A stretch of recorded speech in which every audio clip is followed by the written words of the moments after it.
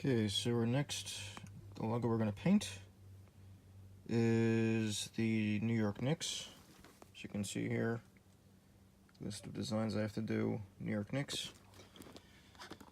So, first thing we do is look up on the internet to see what logo the New York Knicks have. And as you can see here, there's a selection of different ones, and it is up to us to decide which one to use and to duplicate it. So, streaming along here. Now it looks like, even though there are different styles, obviously as you can see, looks like a majority of them are the same style, which is this style right here. We have the word Knicks, sort of a 3D effect with the basketball. So it looks like that is the style that we are going to do. And within that, we've got one of two choices. We got the blue background and we got the white background. Now, because they want royal blue Kippah, to be honest, I'm still trying to figure out which logo we're going to do.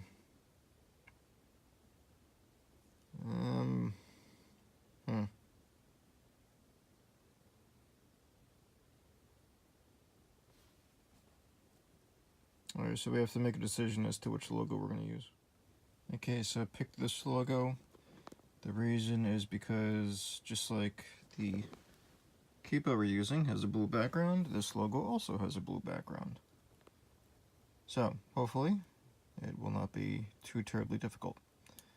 So the first thing we're going to do is we're going to do the step-by-step.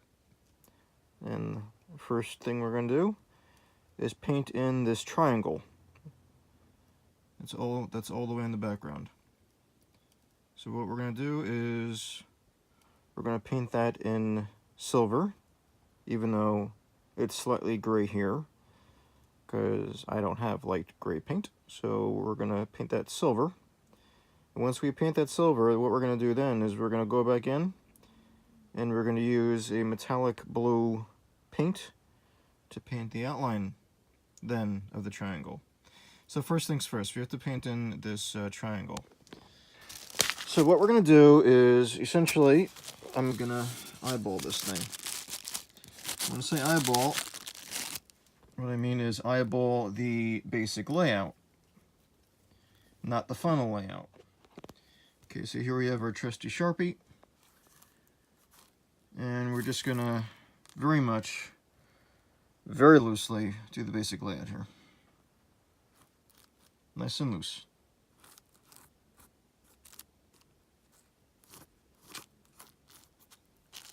Nice and loose. Not looking for anything fancy.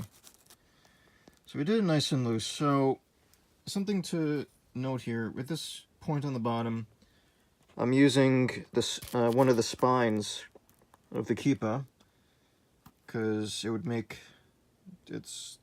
common sense to use a point on the Kippah that comes together at a point, in which case it's this spine right here, because the spine divides right in the middle. So using that, and from there it looks relatively good. So what I'm going to do now is I'm going to go back in with the straight edge and make those lines nice and dark and straight. Okay, so before I make it nice and dark and straight, something very important to note. If I were to make the triangle all the way to the edge, and if you note on the design, there is some blue left over in the background, plus the fact that I can't really draw the triangle to the very edge, because I still have to put in not only the blue outline, but the white outline. So while I'm eyeballing this, I have to keep in mind not to make it to the very edge of the Kippah. So I have to eyeball it to keep in mind that I still have to put not one, but two different colored outlines on this thing. So just as you can see, no one is perfect on their first attempt. It took me 3 different tries to get the triangle the way I wanted it. So now that we have the triangle in place, now we're going to cut it out, and we're going to paint in the area with the color silver. Alright, so before we continue, wanted a quick review of exactly what we're going to be using for this. And obviously we got our Kippah, we got Glad Press and Seal. I use that because it has just enough adhesive to stick to the Kippah while still be able to peel off very easily. For the best, as you can see the colors here, the font or the lettering I'm probably going to do by hand, or as best as I can anyway. And we got a basketball. So, plus we got the colors there. So we're going to use sickle template for the basketball. Then the paints we're going to use, Jacquard is the brand that I use. We're going to use color black. As a stand-in for white, we're going to use metallic silver. Why stand-in for white? Because the silver stands out more. Plus, I discovered that when you use white, even if you use a super opaque white, oftentimes the base color of the Kippah actually shows through the white color paint. So therefore, we substitute metallic silver for white. Orange. I personally don't use orange.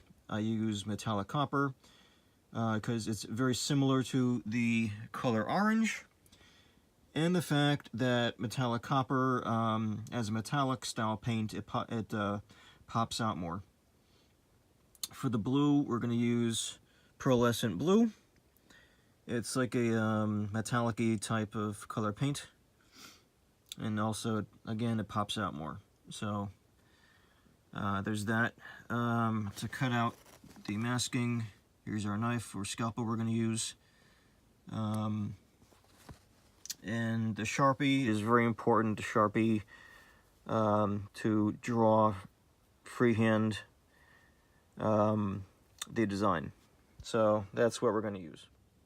Okay, so you can see we started painting in the triangle.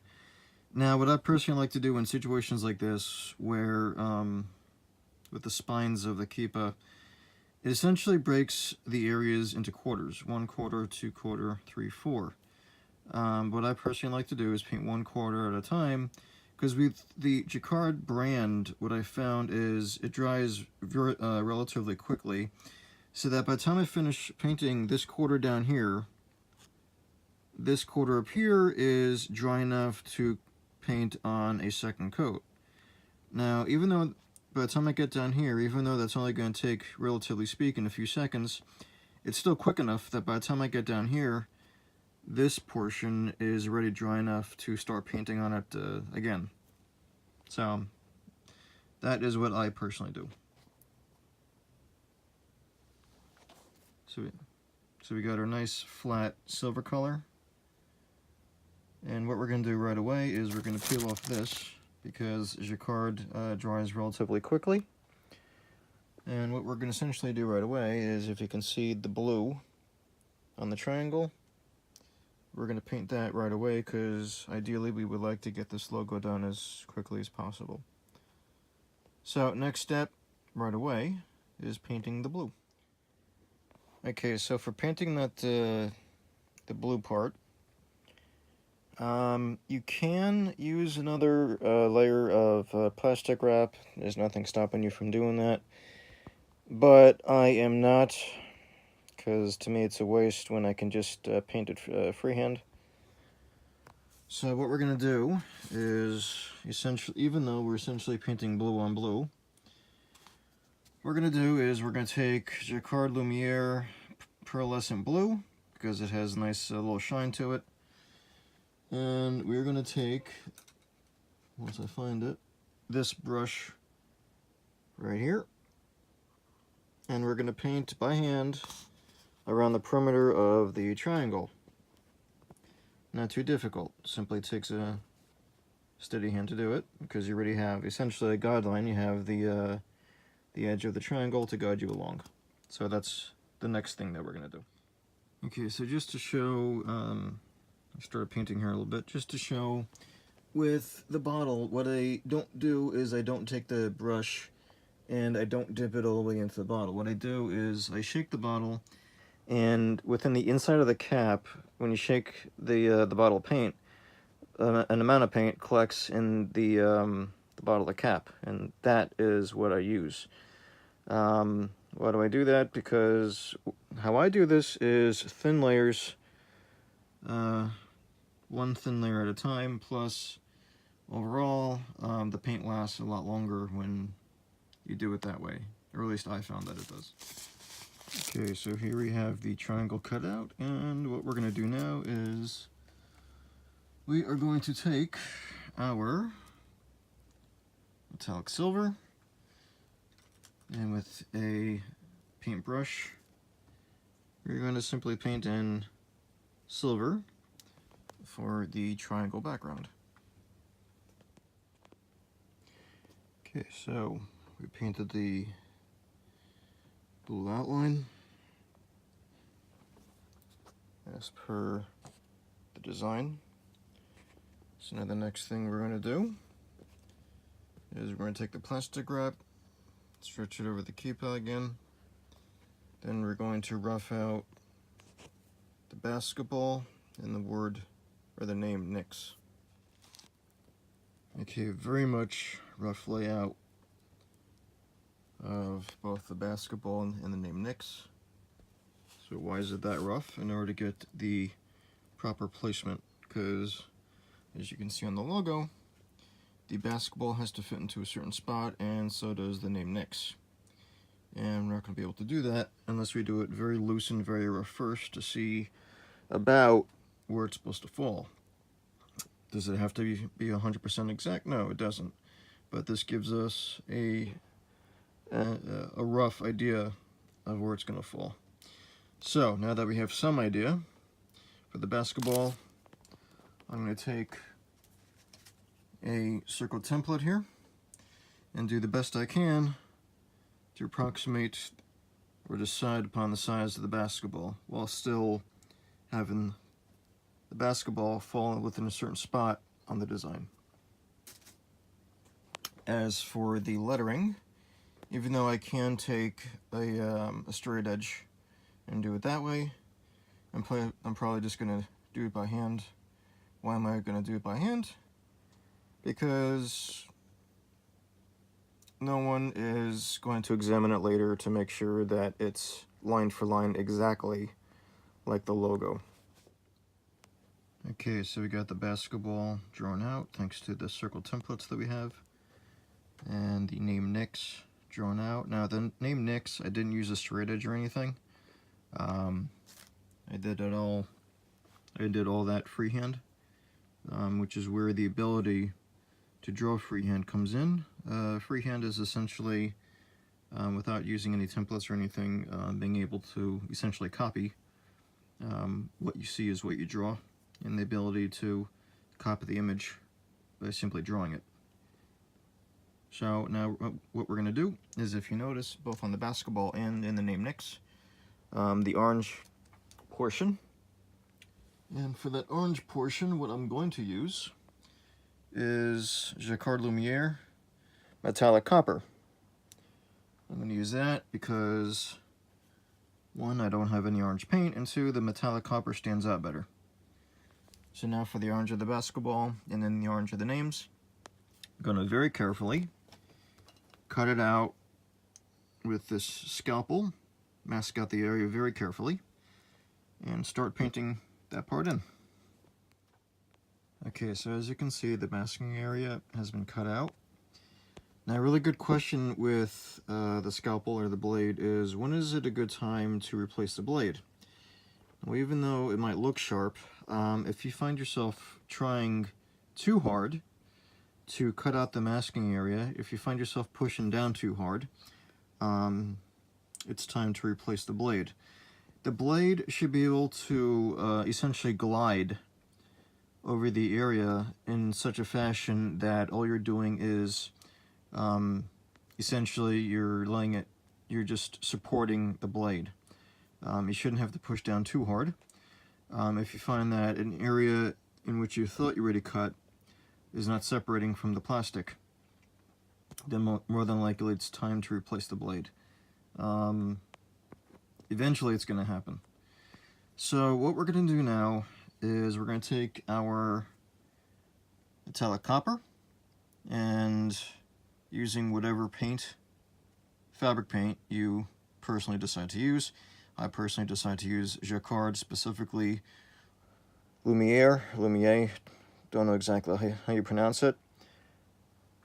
And we are going to paint in the colors the areas that we just cut out. And the basketball shape and all these cut out areas you see here of the name Knicks. So that's what we're going to do right now. Okay, so as you can see, we painted in the orange portion of both the name Knicks and the basketball. Now what you could do is, to make it easier, is you could buy simply a Knicks sticker, slap it on there, and use puff paint around the perimeter or the edges of the sticker. I've actually seen people do this and pass it off as a sales gimmick of saying that it's hand-painted when it really isn't. I don't do this. The reason why is because when I say something is hand-painted, 100% hand-painted, I mean it. I don't just slap on stickers and use paint, whatever kind of paint, puff paint or not, to simply paint around the edges and pass it off as being hand-painted. When I say something is hand-painted, it is. So if you can see here, we still have portions to cut out and paint in. The shaded in area means that that portion is supposed to be black. So the next step we're going to do is we are going to cut out this area and paint it in the blue and black that's supposed to be. Question is why don't I just cut out now and do it? I can, but the reason is when I was cutting out this lettering, I discovered that I was trying a lot harder than I needed to in order to cut off the plastic. And what that tells me is, even though this blade looks nice and sharp, in actuality it isn't. Because what should happen with your blade is it should glide over the plastic without issues. And I was discovering that I was cutting harder or gouging more than I really should have. So what I have to do is I have to go to a store and buy new blades, because it wasn't as sharp or easy to cut as it should have been. So after I get new blades, then I'm going to cut out this area here and paint it in, and that will be the next step. Okay, so what we're going to do now is we're going to cut out both the red, this blue and black portion here that makes the word Knicks, or the name Knicks, look three-dimensional. Initially what I'm going to do is I'm just going to paint all that in blue, and then afterwards add the black. So next step on here is to cut out all this area and paint it all in blue. I'd like to add, I also replaced the blade on the knife, and I cannot stress enough how careful you have to be when you do that. The blades are called razor sharp for a reason. Do it very, very carefully. Okay, so as you can see, we painted the blue portion here onto our design. Now you might be asking, how did I get the paint up to the very edge nice and clean like that? The answer is I use two different size brushes. Here's the larger brush, even though the larger brush still isn't that big. Larger brush was for the larger areas. Now to get it nice and tight, right up to the orange, I used this nice and thin brush. Now, does this take more time? Yeah, it does. And you need a very steady hand and a whole lot of patience. Could I just slap a Knicks sticker on there and paint just around the edges? Yeah, I could, but obviously then it wouldn't be hand painted. And when I say that my work is hand painted, it is. Every single inch I don't cheat, is painted by hand. The only part where people might consider me cheating is for the items like the basketball or the circle that's going to become the basketball. I use circle templates like this. That is the only time I will ever use a template. Otherwise, everything is measured out, or use a straight edge, or simply freehand it, but every single thing I do is 100% hand painted. Okay, so we just took off the plastic wrap that we used as masking, and as you can see, we get very, very good results. I get nice sharp edges here. Areas like this aren't so sharp, but that's okay. We can, if we really want to, we can, in the cleanup stage, we can go back and make that edge even more crisp. But if you look overall, just nice and sharp edges here. Very clean. And it's one of the main reasons why I use plastic wrap, because it's cheap. And when you peel it off, it gives you nice clean results like this. Okay, so the next thing we're going to do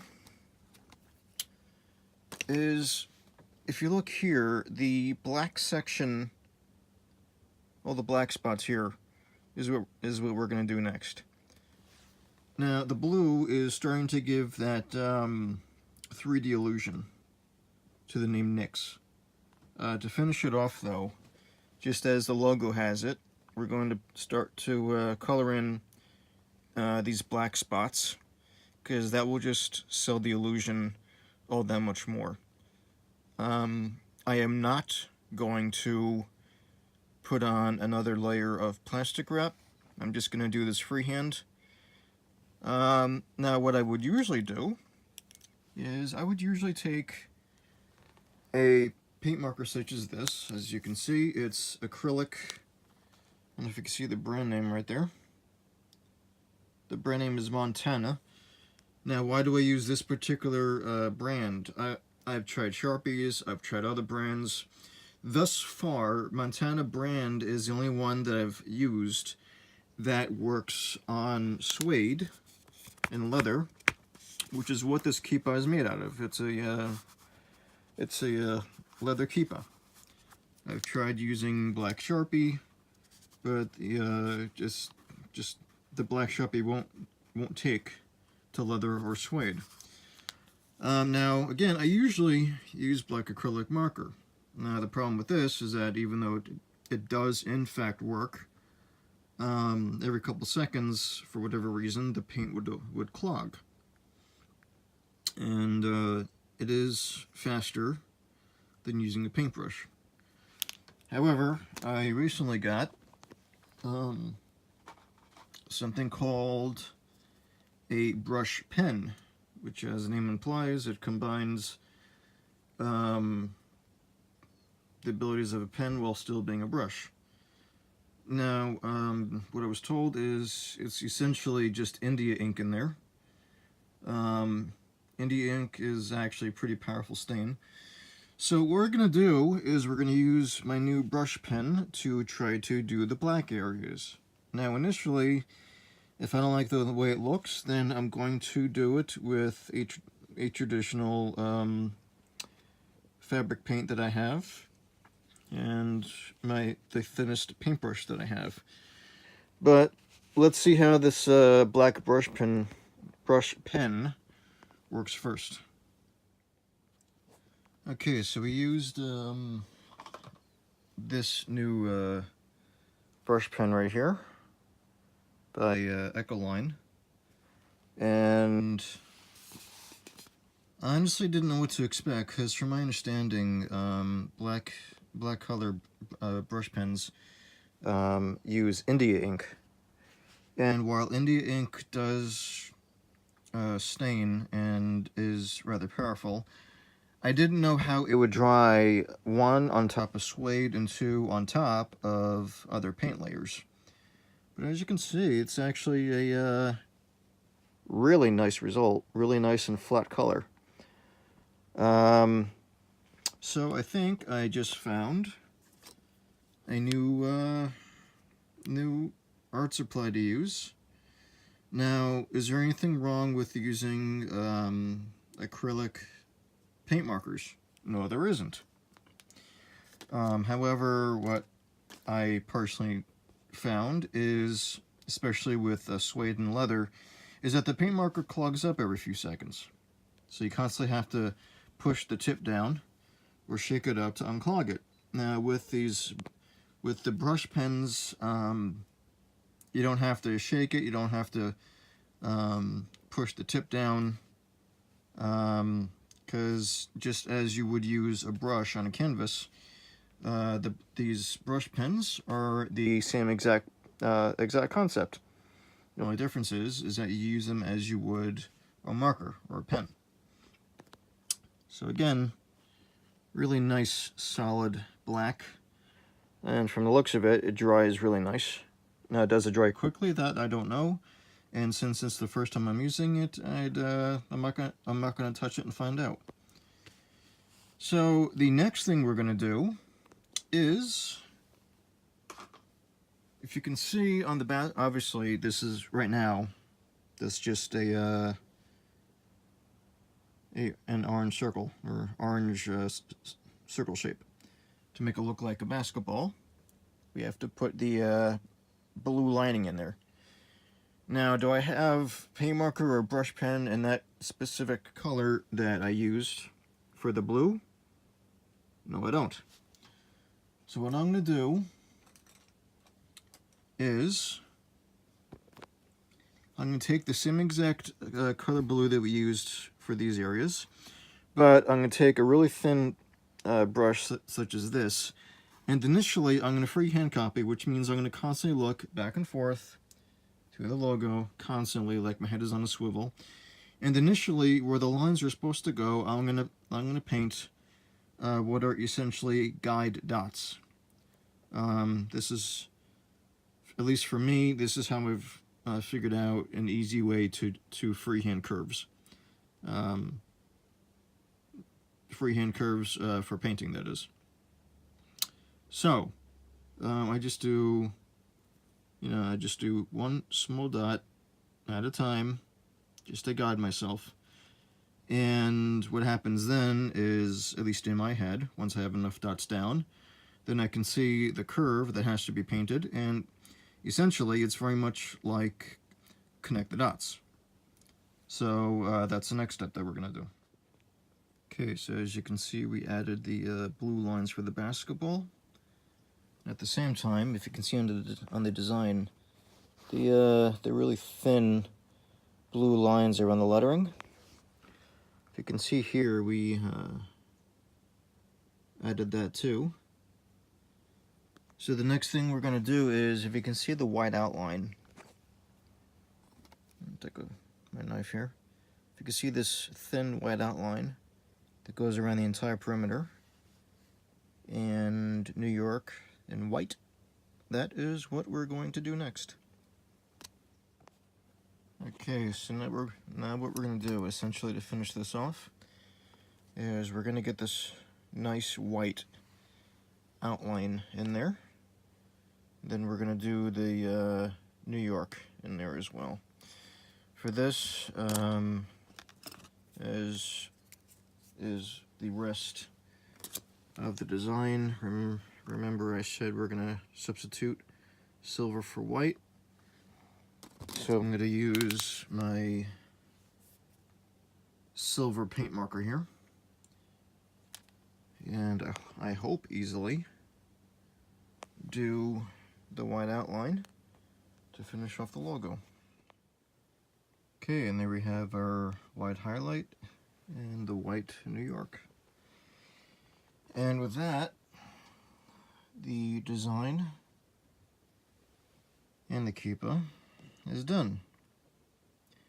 Now the only thing left to do is spray on a layer of our Scotch Guard here. Now when this dries, it should be okay. But what Scotch Guard does, it puts on that extra layer of protection for water and moisture, just to doubly make sure that the paint doesn't run.